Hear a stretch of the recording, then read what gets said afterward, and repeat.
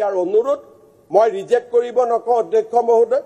8 তাৰিখে আপোনালোকে চাৰ্জশিট চাই লওক চাৰ্জশিট হোৱাৰ পিছত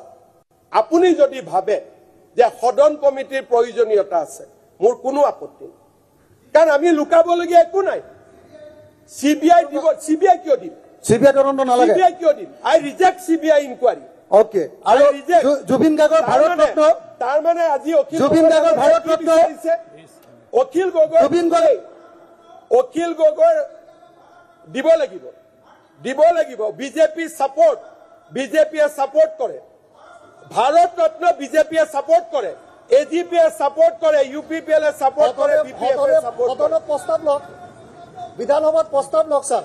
ভারত রত্ন বিধানসভাত প্রস্তাব লক যে ভারত রত্ন দিব লাগে একুপ করে জুবিন দাক ভারত রত্ন দিবৰ কাৰণে আজি বিধানসভাত প্ৰস্তাব লক কলো না মোৰ কোনো আপত্তি নাই প্ৰস্তাৱটো লক আপত্তি নাই নহয় লক আপুনি মুভ কৰক আপুনি লিডাৰ অফ দা হাউস আপুনি প্ৰস্তাৱটো দিয়ক অধ্যক্ষ মহোদয় মই আপুনি leader of the house Bharat Ratna দিবৰ কাৰণে প্ৰস্তাৱটো লক মাননীয় অধ্যক্ষ মহোদয় মই প্ৰস্তাৱ কৰিলো যে জুবিন গাৰ্গক ভাৰত ৰত্ন দিব লাগে হৈ গল কি কথা আছে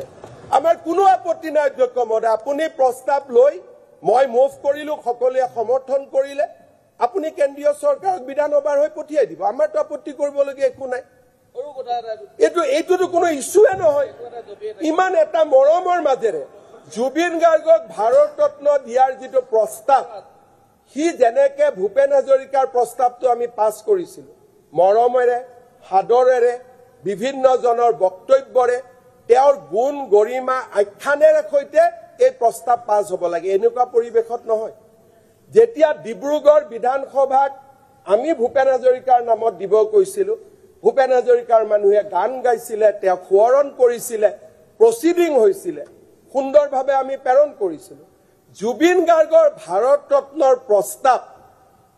যি ধৰণে ইয়াত অনা হৈছে ই জুবিন গাৰ্গৰ প্ৰতি সন্মান নহয় ন অধ্যক্ষ মহোদয় আজি যদি আনিব লাগে উইল মুভ এ ৰিজলিউশ্যন সৰ্বদলীয় এটা দিন আমি ইয়াত জুবিনৰ কথা কম আমি তেওঁ সৃষ্টিক বন্দনা কৰিম আমি তেওঁক প্ৰশংসা কৰিম বন্দনা আৰু প্ৰশংসাৰে জুবিনক উপচাই দিম আৰু সেই প্ৰসিডিং ভাৰত চৰকাৰৰ লগত যাব আজি সেঙাৰ বিধায়কে থিয় হৈ কব পঠাই দিয়ক do not treat Zubeen in that manner জুবিনক ইমান তৰল ভাৱে নলব চাউল নালাগে দালি নালাগে that is not Zubeen Garg এনেকে যদি আপোনালোকে আমাৰ সত্তা তাক নোহোৱা কৰি দিব খোজে আপোনালোকৰ ৰাজনৈতিক চিন্তাক তাক আমি বিৰোধিতা কৰিম জুবিনৰ ভাৰত ৰত্নৰ প্ৰস্তাৱ হিমন্ত বিশ্ব শৰ্মা দেৱব্ৰত শইকীয়াই সহি কৰিব হাউসত প্ৰস্তাৱ আহিব আমি আলোচনা কৰিম চাউল নালাগে দালি নালাগে এনেকে জুবিনৰ বন্দনা নহয় চাৰ্লি চেপলিন এনেকে জুবিনৰ বন্দনা নহয় হাউসৰ এটা ডেকোৰাম আছে জ্যেষ্ঠ সদস্যসকলে ক'ব ভাৰত ৰত্নৰ ৰিকমেণ্ডেশ্যন এনেকে নহয় 28 তাৰিখলৈকে হাউস আছে 29 তাৰিখলৈকে হাউস আছে প্ৰস্তাৱ আনক এডজৰ্নমেণ্ট মোচনৰ জৰিয়তে জুবিনৰ ভাৰত ৰত্ন ৰিকমেণ্ড হ'ব this will be the record of this house এনেকে হ'ব নেকি বিধানসভা আজি জুবিনৰ ভাৰত ৰত্নক বিৰোধিতা কৰা ইয়াত কোনোবা আছে নেকি 126 জন বিধায়কে সহি কৰিব নট থ্ৰু এডজৰ্নমেণ্ট মোচন চাউল নালাগে দালি নালাগে this is not the thing এইবিলাক নহয় আমি সকলোৱে আপুনি দিন ঠিক কৰক যে 28 তাৰিখে 29 তাৰিখে আমি সদনত আলোচনা কৰিম ভাৰত ৰত্নৰ ওপৰত সকলোৱে জুবিনক বন্দনা কৰিম কৰি আমি প্ৰস্তাৱ পঠিয়াম না আৰে এটো আপোনালোকক মই কৈ আছো আমি একেলগে কাৰ্যক্ৰমনিকা এদিন বৃদ্ধি কৰি দিয়ক বিধানসভা প্ৰস্তাৱ দিয়া আছে মোচনত দিয়া আছে মই মাননীয় সদস্যক মই জনাব খুজিছো যে প্ৰস্তাৱ হ'ব মই দেৱব্ৰত শইকীয়া 126 জনে সহি কৰিম আৰু আমি একেলগে আনিম জুবিন আমাৰ সকলোৰে হঠাতে এলাও কৰিলে হল আমাৰ দিয়া আছে এলাও কৰিলে বুজিছো হঠাতে এজন একসাম মানুহৰ যেনেকে জুবিন হৈ গল জিবিৰ আজিও যদি খুৰু জুবিনৰ গান এটা গা বুলি ক'লে যিজনে দুটা শব্দও ক'ব নোৱাৰে তেওঁলোক এতিয়া জুবিনৰ মালিক হ'ব খুজি এটা কথা তাক আমি বিৰোধিতা কৰো বহুত ইৰিটেট আছে আৰু ইয়াতে আপোনালোকক আমি এটা কথা কৈছো জুবিনক অসমীয়াৰ পৰা সন্দেহযুক্ত অসমীয়াৰ আমি সম্পত্তি হবলৈ নিদিওঁ একেবাৰে মনে ৰাখিব জুবিন অসমীয়াৰ সম্পদ আপনি ৰাজনীতিৰ কথা নকলে আপনাৰ ভাই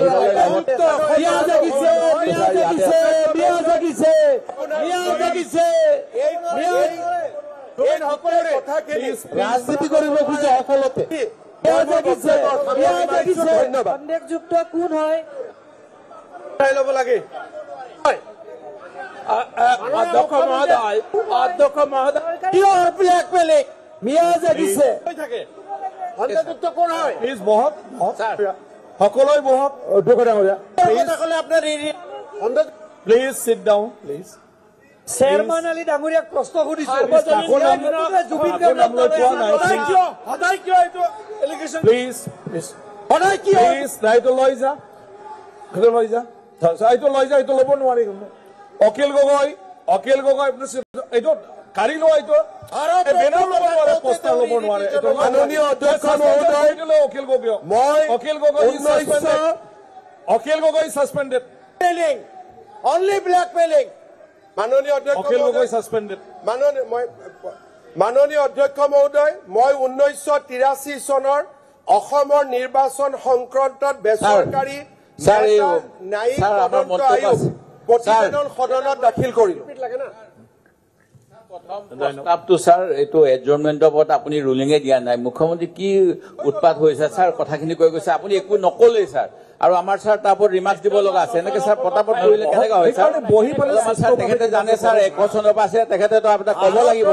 আগৰ এজেণ্ডা শেষ হোৱা নাই এনেকুৱা কি স্যাৰ এইবিলাক চলিছে স্যাৰ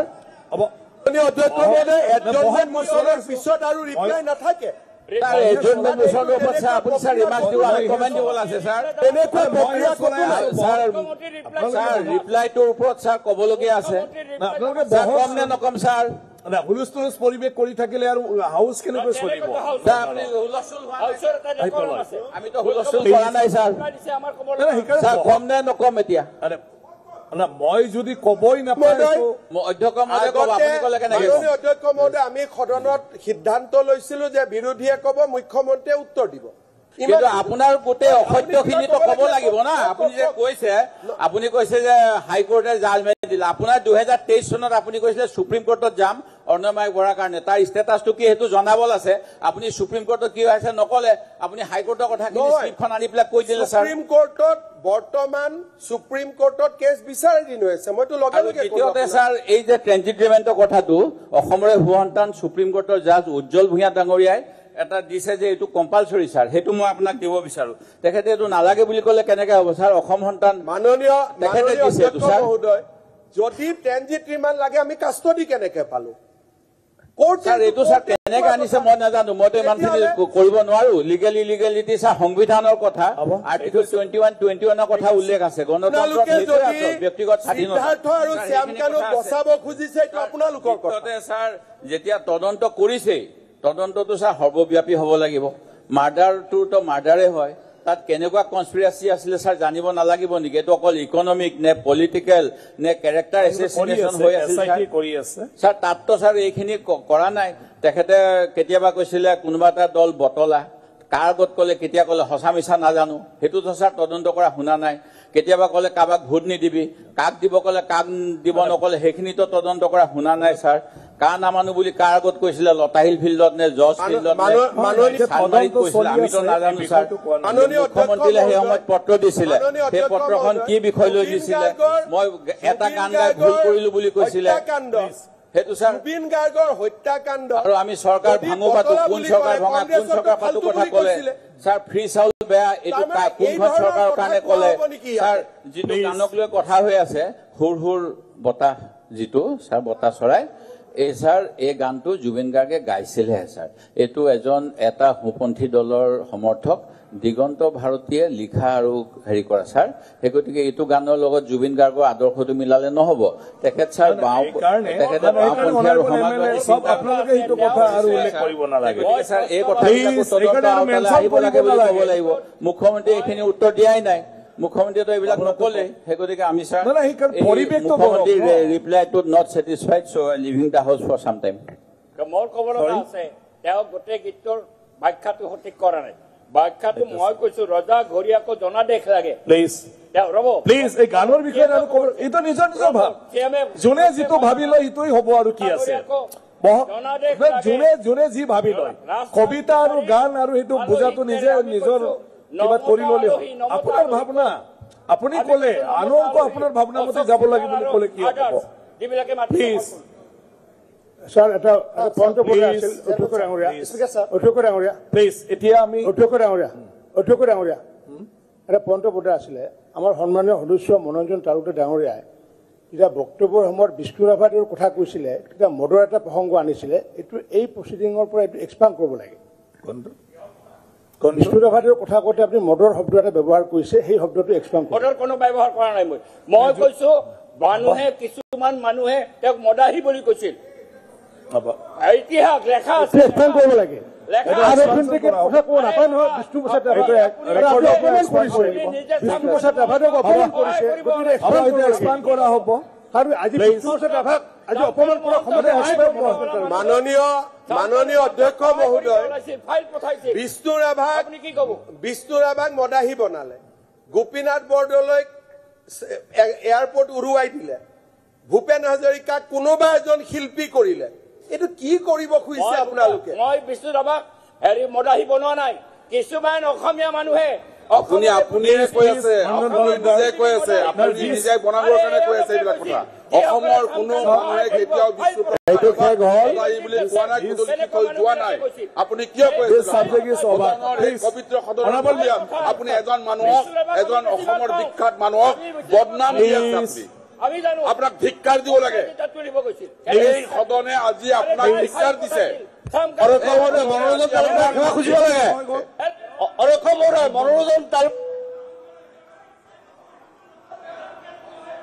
হেল্ল' মই আমি এডজাৰ্ণমেণ্ট মচনৰ ওপৰত ডিছকাশ্যন কৰিলোঁ আৰু মুখ্যমন্ত্ৰী ডাঙৰীয়াই অলৰেডি ৰিপ্লাই দিলে আৰু আমি হাউচৰ কনচেণ্ট লৈছিলোঁ যে আমি এডজাৰ্ণমেণ্ট মচনত আলোচনা কৰিলেও আমি ৰিপৰ্ট লিংক আৰু আমাৰ ইন্ট্ৰডাকশ্যন এই বিষয়বিলাক আমি মানে পুনৰ টেক আপ কৰিম এতিয়া যিহেতু আমাৰ সময় আছে আমি পুনৰ অধ্যক্ষ মহোদয় আমি এডজাৰ্ণমেণ্ট মিছনটোত বিচাৰিছিলো যে জুবিন গাৰ্গক হত্যা কৰা হৈছে কোনে হত্যা কৰিছে নাই অলৰেডি ৰিপ্লাই দিলে তদন্ত চলি আছে নো আৰ্গুমেণ্ট নো ডিবেট কোনো ডিবেট নহয় ইটোৰ ওপৰত এইটো ছাবজুডিচ মেটাৰ গতিকে এইটো চলি আছে কাৰ্য উপদেষ্টা কমিটিৰ প্ৰতিবেদনটো জানিব লাগে আমাৰ কি আছে অলৰেডি অসম বিধানসভাৰ প্ৰক্ৰিয়া আৰু কাৰ্য পৰিচালনাৰ নিয়মাৱলীৰ নিয়ম 230 অধীনত অসম বিধানসভাৰ কাৰ্য উপদেষ্টা কমিটিৰ এখন সভা যোৱা 31 অক্টোবৰ 2025 তাৰিখে আবেলি 4:15 বজাত অধ্যক্ষ কাৰ্যালয় সভাকক্ষত 2025 চনৰ শীতকালীন অধিৱেশনত উত্থাপিত হ'বলগীয়া কাৰ্যসূচী সমূহৰ ওপৰত আলোচনা কৰাৰ লগতে সাময়িক কাৰ্যসূচীখন চূড়ান্তকৰণৰ বাবে অনুষ্ঠিত কৰা হয় আৰু সভাই সৰ্বসন্মতিক্ৰমে আজিৰ পৰা আৰম্ভ হোৱা শীতকালীন অধিৱেশনৰ সাময়িক কাৰ্যসূচীখন চূড়ান্ত কৰি অনুমোদন জনায় সমিতিয়ে সাময়িক কাৰ্যসূচীখন ওপৰত বিশদভাৱে আলোচনা কৰাৰ অন্তত চলিত শীতকালীন অধিৱেশন 25 নৱেম্বৰৰ পৰা 29 নৱেম্বৰ 2025 তাৰিখলৈ মুঠ 5 কৰ্মৰ দিনৰ বাবে নিৰ্ধাৰণ কৰে লগতে এদিন বেচৰকাৰী কাৰ্যসূচী সদস্যৰ কাৰ্যসূচী আৰু প্ৰশ্নসমূহৰ বাবে বিভিন্ন বিভাগৰ দিনসমূহৰ ক্ৰমানুসাৰ আবণ্টন অনুসৰি চলিত অধিৱেশনৰ গ্ৰুপ ক অন্তৰ্ভুক্ত নোহোৱাৰ বাবে 29 নৱেম্বৰ 2025 তাৰিখ শনিবাৰ গ্ৰুপ কৰ প্ৰশ্নসমূহ আলোচনা কৰিবলৈ সিদ্ধান্ত গ্ৰহণ কৰে 27 নৱেম্বৰ 2025 তাৰিখ 2025-26 বৰ্ষৰ পৰিপূৰক দাবী মঞ্জুৰীসমূহ আৰু পৰিপূৰক বিনিয়োজনৰ ওপৰত আলোচনাৰ অন্তত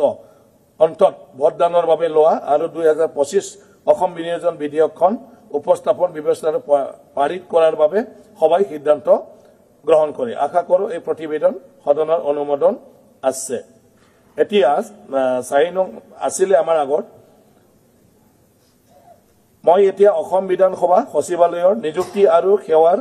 চৰ্তসমূহ নিয়মাৱলী 2025 উপস্থাপন কৰিলো এতিয়া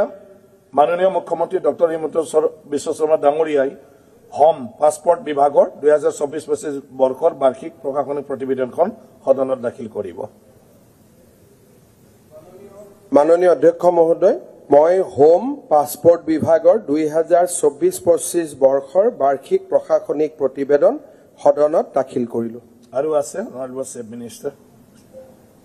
হোম এ আইটেম নম্বৰ 6 মাননীয় অধ্যক্ষ মহোদয়, মই হোম এ বিভাগৰ ষ্টেট পুলিচ একাউণ্টেবিলিটি কমিশ্যন স্পেকৰ 2023 বিত্তীয় বৰ্ষৰ বাৰ্ষিক প্ৰতিবেদন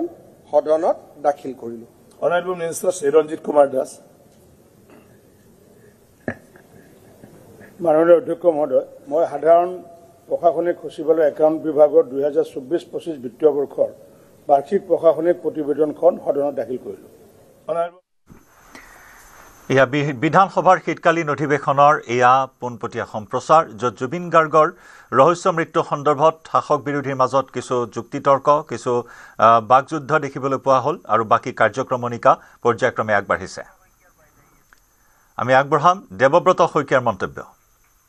সাংবাদিক আহি পেলাই কৈছিল জুবিন গাৰ্গক অকলে থাকিবলৈ দিয়া নাই, অৰ্থাৎ কি বুজাব লৈছিল মই নাজানো। বেয়া বেয়া কথা তেখেতৰ বিষয়ে ছ'চিয়েল মাধ্যমত উলিয়াবলৈ এটা দুঃসাহস কৰিছিল এই শাসক পক্ষৰ ফালৰ পৰা। ইয়াৰ উপৰিও অন্য এটা কথা হ'ল, মই আজি বিধানসভাত